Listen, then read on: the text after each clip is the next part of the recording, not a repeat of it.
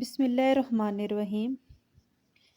سیدنا یوسف علیہ السلام کی جائے پیدائش اور جائے سکونت فلسطین میں تھی، جس کا دوسرا نام الخلیل ہے، اور یہ شہر دنیا کا قدیم ترین شہر ہے اور آج بھی فلسطین میں آباد شہر ہے اور مسلمانوں کی اکثریت کا شہر ہے۔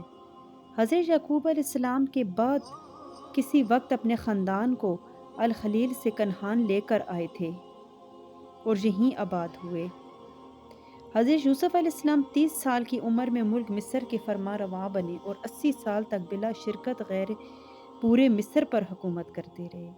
حکمران بننے سے پہلے 8-9 سال قید خانہ میں رہے اور اپنی حکومت کے 9ویں یا 10ویں سال حضرت یعقوب علیہ السلام کو پورے خاندان کے ساتھ فلسطین سے مصر بلا لیا۔ 110 سال کی عمر میں وفات پائی۔ وصیت کے مطابق انہیں فلسطین میں نابلس کے مقام پر دفن کیا گیا۔ نابلس، جس کو پہلے سکم کہتے تھے، بیت المقدس سے 30 میل کے فاصلے پر ہے۔ اس کے 2-1.5 میل کے فاصلے پر وہ کنواں ہے جس میں بھائیوں نے حضرت یوسف علیہ السلام کو ڈالا تھا، اور اس کے قریب ایک احاطہ بنا ہوا ہے جس میں حضرت یوسف اور حضرت یعقوب علیہ السلام کی قبریں ہیں۔ نبی اکرم صلی اللہ علیہ وسلم نے سیدنا یوسف علیہ السلام کی شان میں فرمایا تھا کہ الکریم ابن الکریم ابن الکریم ابن الکریم یوسف علیہ السلام بن یعقوب بن اسحاق بن ابراہیم۔ حضرت یوسف علیہ السلام حضرت یعقوب علیہ السلام کے بیٹے اور حضرت اسحاق علیہ السلام کے پوتے اور حضرت ابراہیم علیہ السلام کے پرپوتے تھے۔ نبوت اور رسالت کے سلسلہ ذہب سونے کی زنجیر کتنا اعلیٰ و اشرف تھا یہ خاندان نبوت۔ ارشاد ربانی ہے کہ ہم آپ کے سامنے بہترین قصہ بیان کرتے ہیں، اس وجہ سے کہ ہم نے آپ کی جانب یہ قرآن وحی کے ذریعے نازل کیا ہے اور یقیناً آپ اس سے پہلے بے خبروں میں سے تھے۔ یاد کرو جب یوسف علیہ السلام نے اپنے باپ سے کہا، ابا جان، میں نے خواب دیکھا ہے کہ 11 ستارے ہیں اور سورج اور چاند ہیں، میں نے انہیں اپنے آگے سجدہ کرتے ہوئے دیکھا ہے۔ باپ نے کہا، اے میرے بیٹے، اپنا خواب اپنے بھائیوں کو نہ سنانا، ورنہ وہ تمہارے خلاف کوئی چال چلیں گے۔ حقیقت یہ ہے کہ شیطان آدمی کا کھلا دشمن ہے، اور اسی طرح تیرا رب تجھے منتخب کرے گا اور تجھے باتوں کی تہ تک پہنچانا سکھائے گا، اور تیرے اوپر اور اہل یعقوب پر اپنی نعمت اس طرح پوری کرے گا جس طرح اس سے پہلے وہ تیرے بزرگوں ابراہیم اور اسحاق پر کر چکا ہے۔ یقیناً تیرا رب علم اور حکمت والا ہے۔ اس کے بارے میں چند اہم پہلو ہیں۔ پہلا سوال یہ تھا کہ حضرت یوسف علیہ السلام نے خواب کب دیکھا؟ امام رازی رحمۃ اللہ علیہ فرماتے ہیں کہ انہوں نے یہ خواب بچپن میں دیکھا۔ وہب بن منبع رحمۃ اللہ علیہ کا قول ہے کہ حضرت یوسف علیہ السلام نے ایک خواب دیکھا جب ان کی عمر 7 سال تھی۔ خواب یہ تھا کہ 11 بڑی لاٹھیاں دائرہ کی شکل میں زمین میں جمی ہوئی ہیں، پھر ایک چھوٹی لاٹھی ہے جو 11 بڑی لاٹھیوں کو نکل جاتی ہے۔ انہوں نے اس خواب کا ذکر اپنے والد یعقوب سے کیا تو انہوں نے پھر فرمایا کہ اس کا ذکر اپنے بھائیوں سے نہ کرنا۔ پھر اس خواب کے بعد جب ان کی عمر 12 سال کی تھی تو خواب دیکھا کہ سورج، چاند اور 11 ستارے ان کو سجدہ کر رہے ہیں۔ انہوں نے اس خواب کا ذکر بھی سب سے پہلے اپنے والد سے کیا، تب بھی والد نے ان سے کہا کہ اس کا ذکر اپنے بھائیوں سے نہ کرنا کہ وہ تمہارے لیے کوئی سازش رچنے لگیں۔ کہا جاتا ہے کہ یوسف علیہ السلام کے اس خواب کے درمیان اور ان کے بھائیوں کے انجام کے درمیان کی مدت 40 سال یا یہ بھی کہا گیا کہ 80 سال تھی۔ حکمہ اور دانشوروں کا قول ہے کہ برے خواب کی تعبیر جس میں شر ہوتا ہے جلد ہی ظاہر ہو جاتی ہے، اور اچھے خواب کی تعبیر کچھ مدت بعد ظاہر ہوتی ہے کیونکہ اس میں خیر ہوتا ہے اور دیر پا ہوتا ہے۔ دوسرا سوال وہ یہ ہے کہ حضرت یوسف علیہ السلام نے خواب سب سے پہلے اپنے والد سے ہی کیوں بیان کیا؟ دراصل حضرت یوسف علیہ السلام بچپن ہی سے سلیم الطبع، نہایت سعادت مند اور فرما بردار تھے۔ اس میں ان کی سعادت مندی، نیک نیتی اور سلیم الطبع ہی جھلک رہی ہے کہ سب سے پہلے اس خواب کا ذکر انہوں نے اپنے والد محترم سے کیا۔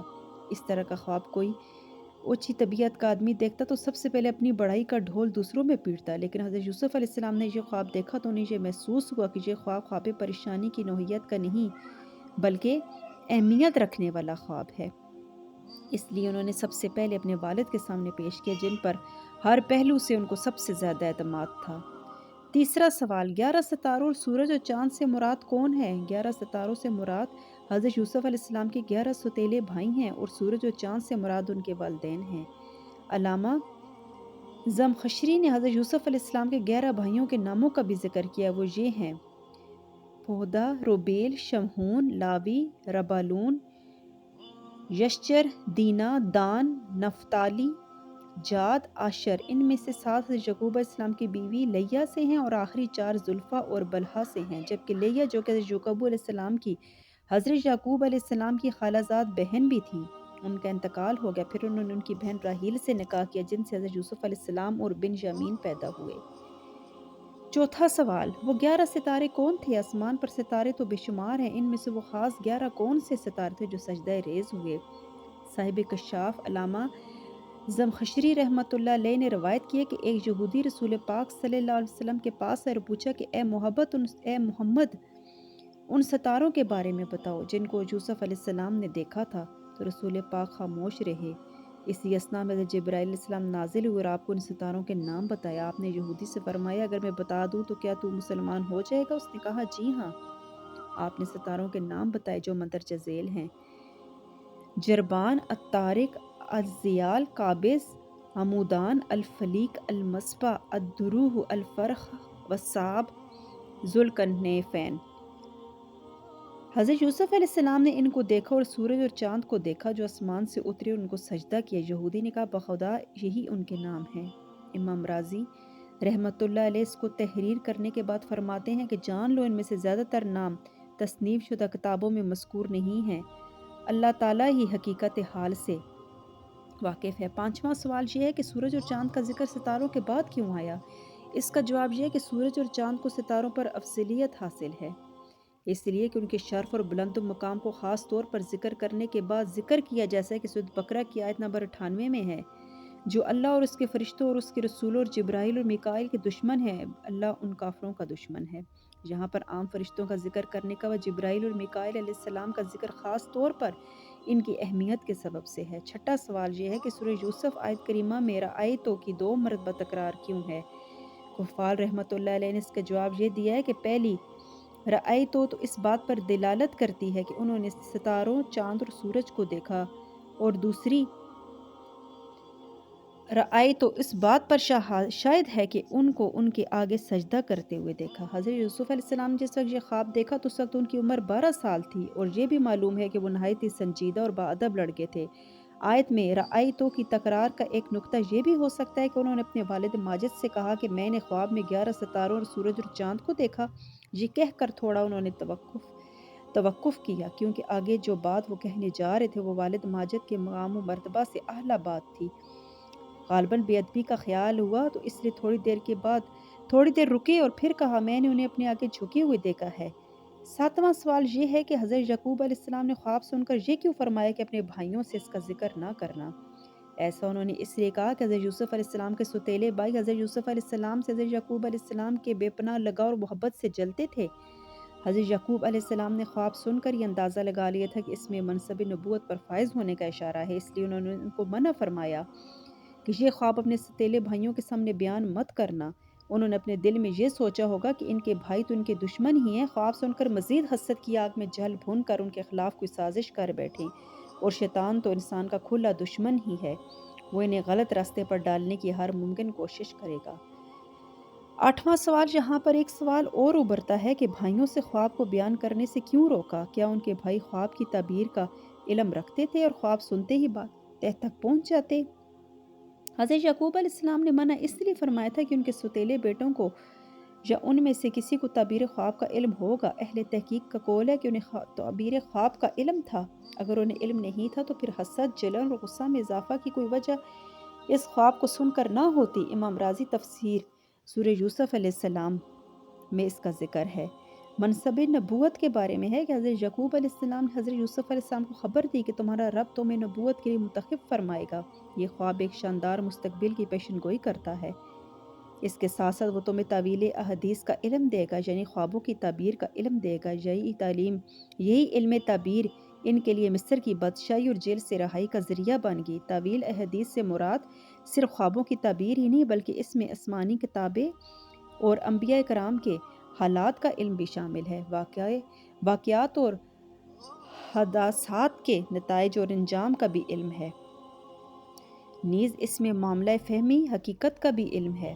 اللہ تعالیٰ تمہیں نبوت دے کر تم پر اور آل یعقوب پر اپنی نعمت اس طرح پوری کرے گا جس طرح تمہارے دادا پر دادا حضرت ابراہیم اور حضرت اسحاق علیہ السلام کو نبوت دے کر پوری کی تھی۔ ایک اور سوال یہ ہے کہ حضرت یعقوب علیہ السلام نے حضرت یوسف علیہ السلام کے متعلق جو بشارتیں سنائی کیا ان کو اس کا علم قطعی تھا؟ اگر ان کے صحیح ہونے کا انہیں قطعی علم تھا تو پھر حضرت یوسف علیہ السلام کی جدائی پر غمگین کیوں ہو گئے تھے؟ کیسے انہیں شبہ ہوا کہ وہ بھیڑیا انہیں کھا جائے گا اور ان کے بھائی ان سے غفلت برتیں گے، اس علم کے ساتھ کہ اللہ تعالیٰ انہیں منتخب کر کے رسول بنائے گا؟ امام راضی رحمۃ اللہ علیہ اپنی مشہور تفسیر کبیر میں اس آیت کے ضمن میں اس کا جواب دیا ہے کہ تمہارا رب تجھے منتخب کرے گا۔ میں اس بات کا انکار نہیں ہے کہ بھائی سازشیں نہیں کریں گے، کیونکہ اس سے پہلے وہ کہہ چکے ہیں کہ وہ چالیں چلیں گے۔ دوسری بات یہ کہ انہیں اس کا قطعی علم تھا کہ حضرت یوسف علیہ السلام ان کے مناصب عالیہ تک ضرور پہنچیں گے، مگر ان کا یہ قطعی علم اس بات سے نہیں روکتا کہ انہیں اس راہ میں مشکلات درپیش نہیں آئیں گی، مشکلات کا سامنا کرنا پڑے گا اور وہ ان مشکلات سے کامیابی کے ساتھ نکل جائیں گے اور پھر وہ مناصب عالیہ تک پہنچیں گے۔ اس وجہ سے انہیں وہ خوف تھا جو کہ ایک باپ کو اپنے محبوب بیٹے کی پریشانیوں سے ہوتا ہے۔ خواب کی تعبیر کے بارے میں کہ قرآن مجید نے حضرت یوسف علیہ السلام کے خواب کو بیان کر کے اس کی تعبیر کی تکمیل بھی بتا دی کہ وہ کیسے پوری ہوئی۔ اللہ تعالیٰ نے سورہ یوسف میں فرمایا، پھر جب یہ لوگ یوسف علیہ السلام کے پاس پہنچے تھے تو اس نے اپنے والدین کو اپنے پاس جگہ دی اور اپنے سارے کنبے والوں سے کہا مصر میں داخل ہو جاؤ، اللہ نے چاہا تو امن چین سے رہو گے۔ شہر میں داخل ہونے کے بعد اس نے اپنے والدین کو اپنے پاس تخت پر بٹھائے اور سب سے آگے بے اختیار سجدے میں گر پڑے۔ تب یوسف علیہ السلام نے کہا، اے میرے پیارے ابا جان، یہ تعبیر ہے میرے اس خواب کی جو میں نے پہلے دیکھا تھا، میرے رب نے اسے سچ کر دکھایا ہے۔ اس کا احسان ہے کہ اس نے مجھے قید خانہ سے نکال کر آپ لوگوں کو صحرا سے لا کر مجھے ملایا، حالانکہ شیطان نے مجھ میں اور میرے بھائیوں میں رنجش پیدا کر دی تھی۔ بے شک میرا رب جو چاہے اس کے لیے بہترین تدبیر کرنے والا ہے، بے شک وہ بہتر علم رکھنے والا، حکمت والا ہے۔ اے میرے رب، تو نے مجھے حکومت بخشی اور خواب کی تعبیر دینے کا علم بھی سکھایا، زمین اور آسمان کے بنانے والے تو ہی دنیا اور آخرت میں میرا سرپرست ہے۔ میرا خاتمہ اسلام پر کر اور انجام کار مجھے نیکوں کے ساتھ ملا۔